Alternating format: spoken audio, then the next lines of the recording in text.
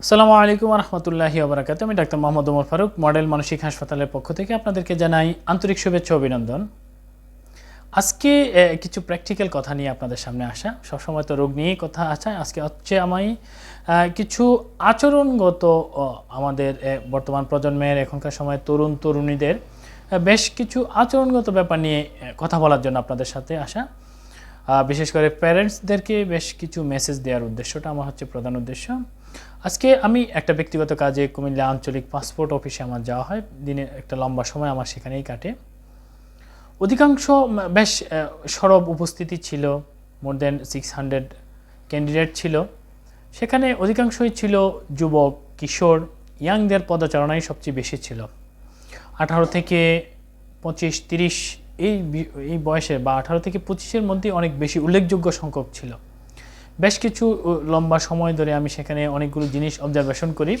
তার মধ্যে উল্লেখযোগ্য কিছু জিনিস হচ্ছে যে আমাদের যেই তরুণ প্রজন্ম, ইয়াং জেনারেশন বা কিশোররা যারা আছে খুব এনার্জেটিক এবং একটা সমাজের, একটা রাষ্ট্রের এবং একটা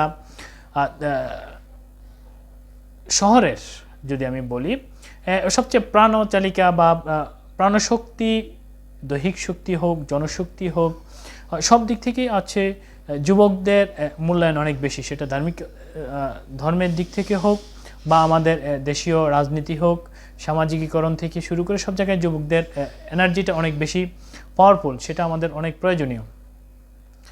অধিকাংশ আমি দেখলাম যে সবার হাতে স্মার্টফোন আছে এখন। প্রত্যেকেই কিন্তু অনলাইন গেমস নিয়ে ব্যস্ত। সবাই কিন্তু ফ্রি ফায়ার বা পাবজি এই জাতীয় যে অনলাইন গেমস আছে সেটা নিয়ে খুব ব্যস্ত, খুব মনোযোগ সহকারে গেমস খেলতেছে, টাইমটা এভাবে এক্সপেন্ড করতেছে। তাহলে আমাদের একটা যারা হচ্ছে প্রবাসে যাবে, আমাদের দেশের রেমিটেন্স যোদ্ধা, স্যালিউট তাদেরকে জানায়, যাদের কারণে আমাদের রেমিটেন্স সমৃদ্ধ থাকতেছে। দেশের চালিকা শক্তি অর্থনীতিতে অনেক গুরুত্বপূর্ণ অবদান রাখছে আমাদের প্রবাসী ভাইরা, যেনাদের অক্লান্ত পরিশ্রম।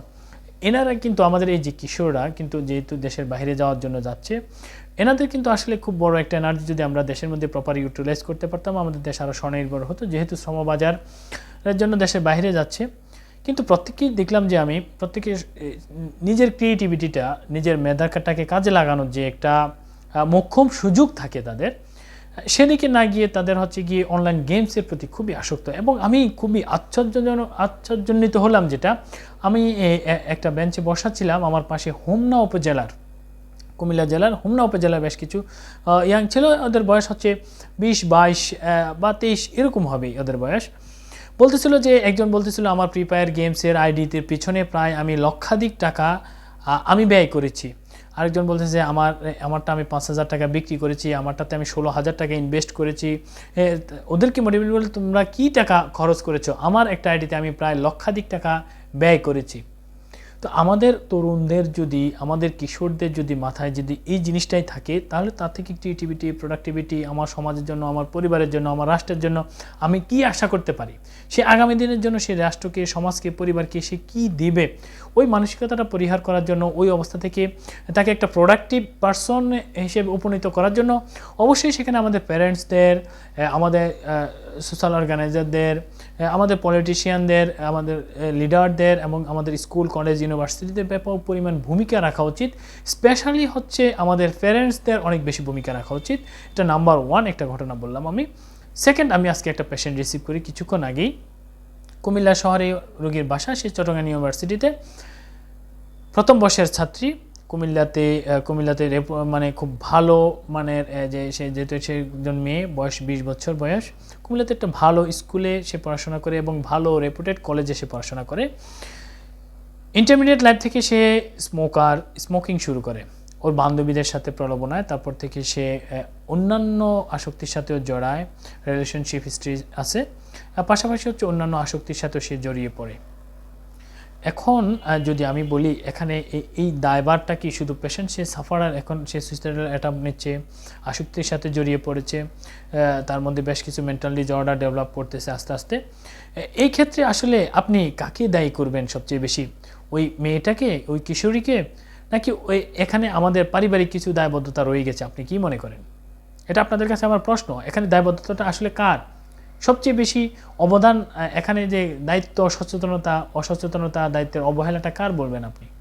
ওই পেশেন্টের, নাকি ওর অভিভাবকদের? অবশ্যই অভিভাবকদের ভূমিকা এখানে প্রয়োজনীয় ভূমিকা ছিল না, কারণ আজকে আমরা সবাই কি প্রত্যেকের সন্তানকে আমরা অনেক বড় টাকাওয়ালা, পয়সাওয়ালা, ভালো বিজনেসম্যান হতে হবে, ভালো জব হতে হবে, বিসিএস ক্যাডার হতে হবে, তাকে অনেক টাকা উপার্জন করতে হবে, সেটা আমরা শিক্ষা দিচ্ছি।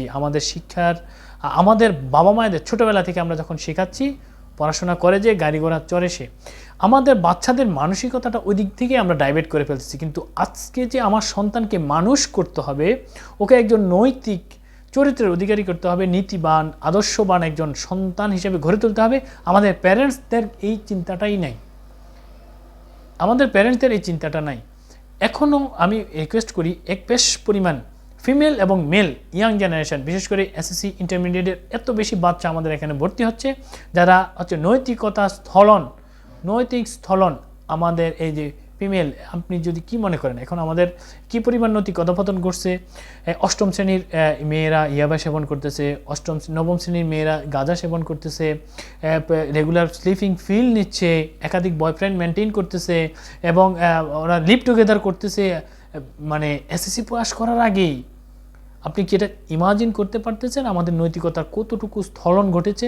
সেক্ষেত্রে আমাদের অভিভাবকদের অসচেতনতা কতটা দায়ী, এবং সচরাচরভাবে অবাধে তাকে বিচরণ করার সুযোগ দেওয়ার পেছনে এই যে সুযোগ দেওয়া, অ্যাভেলেবলভাবে স্মার্টফোন ব্যবহারের মধ্যে কোনো ধরনের নিষেধাজ্ঞা না থাকা, অপরিণত বয়সে পরিণত জিনিস দিয়ে দেওয়া, বাচ্চাদেরকে আপনি যখন নৈতিকতা শিক্ষা দেবেন না, প্রত্যেক ধর্মই নৈতিক হওয়ার শিক্ষা দেয়। প্রত্যেক ধর্ম মিথ্যা কথাকে, পাপাচারকে ঘৃণা করে। আপনি যে ধর্মেরই হন, আমি স্পেশালি মুসলমান ধর্ম, ইসলাম ধর্মের কথা বলবো, আপনার সন্তানকে যদি নৈতিকতা শিক্ষা দিতেন, সন্তানের একজন ছেলে হোক মেয়ে হোক, ওর হাতে সিগারেট উঠতো না, ইয়াবা আসতো না, গাঁজা আসতো না, ওর হাতে ফেন্সিডিল আসতো না, সে একাধিক হারাম রিলেশনশিপে জেনার সাথে জড়াইতো না। সেক্ষেত্রে এই শিক্ষাটা ছোটোবেলা থেকে আমার বাচ্চাকে দিতে হবে। আমার স্পেশাল মেসেজ, আপনার সন্তানকে, আমার সন্তানকে, আমার ভাইকে, আমার বোনকে, আমার পরিবারের সদস্যকে এই জিনিসটাকে মেসেজ দিতে হবে। আগে মানুষ হতে হবে, তারপর অন্য কিছু। মানুষ গড়ার কারিগর যেমন কমে গেছে, প্যারেন্টসরাও এখন মানুষ হোক সেটা চায় না। সে অনেক বড় আর্নিং মেম্বার হোক, টাকা পয়সার মালিক হোক, সেটাই আমাদের সমাজের, আমাদের পরিবারের প্রত্যেকের চাওয়া হয়ে গেছে। কিন্তু আমাদের এই সামনে যে ভয়াবহ খারাপ অশনি সংকেত দেখা দিচ্ছে, সেটা মহামারী আকারে ধারণ করতেছে। নৈতিকতা স্থলন যখন যুবতীদের নৈতিকতা স্থলন ঘটে যাবে, তখন সমাজের, পরিবারের, রাষ্ট্রের ব্যাপক যে পরিমাণ ক্ষতি হবে, যেটা অপূরণীয় ক্ষতি। সেক্ষেত্রে আমি একেবারেই খুব রিকোয়েস্ট করব, খুব অনেক বেশি করে, মানে খুব আকুতির সাথে আমি অনুরোধ করব আমাদের প্যারেন্টসদের, এখনও সময় আছে, সচেতন হন, আপনার সন্তানকে নৈতিকতা শিক্ষা দিন। না হয় আজ আমি যে পেশেন্টদের হিস্ট্রি আপনাকে বললাম, ঠিক আগামীকাল আপনার পরিবারও এমন হতে পারে। প্রত্যেকেরই সুস্বাস্থ্য এবং সুন্দর জীবন কামনা করতেছি। আপনাদের মনের অসুবিধা, এই জাতীয় সমস্যার জন্য আপনার পাশে আছে, সমাধানের জন্য, স্বাভাবিক জীবনে ফিরে আনার জন্য আপনার পাশে সব সময় আছে মডেল মানসিক হাসপাতাল। সকলে সুস্থ থাকুন, ভালো থাকুন, মনের যত্ন নিন, সন্তানের খেয়াল রাখুন, সন্তানকে মানুষ করে তোলার জন্য চেষ্টা করুন। আসসালামু আলাইকুম ওয়া রাহমাতুল্লাহ।